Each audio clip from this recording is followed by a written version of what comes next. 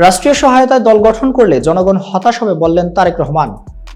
তরুণদের রাজনৈতিক দল গঠনের উদ্যোগকে স্বাগত জানিয়েছেন বিএনপির ভারপ্রাপ্ত চেয়ারম্যান তারেক রহমান। তবে তিনি বলেছেন, রাজনৈতিক দল গঠন করতে গিয়ে কেউ যদি রাষ্ট্রীয় কিংবা প্রশাসনিক সহায়তা নেন, সেটি জনগণকে হতাশ করবে। অতীত থেকে বেরিয়ে এসে তরুণেরা নতুন পথ রচনা করবেন, তবে কোনো প্রশ্নবিদ্ধ পথ নয়। পথটি অবশ্যই স্বচ্ছ হওয়া উচিত। গতকাল শনিবার বিকেলে রাজধানীর ইঞ্জিনিয়ার্স ইনস্টিটিউশন মিলনায়তনে অনুষ্ঠিত শিক্ষক সমাবেশে প্রধান অতিথি ছিলেন তারেক রহমান। তিনি লন্ডন থেকে ভার্চুয়ালি এই সমাবেশে যুক্ত হন।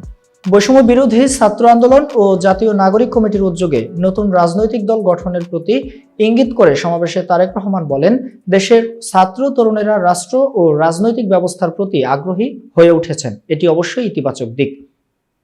এসব তরুণী গত ১.৫ দশকে নির্বাচনে ভোট দিতে পারেননি। গণতান্ত্রিক রাজনৈতিক অধিকার বঞ্চিত এসব তরুণের কেউ যদি জনগণের অধিকার প্রতিষ্ঠার নতুন কোনো রাজনৈতিক দল গঠন করেন, অবশ্যই বিএনপি সেই উদ্যোগকে স্বাগত জানায়।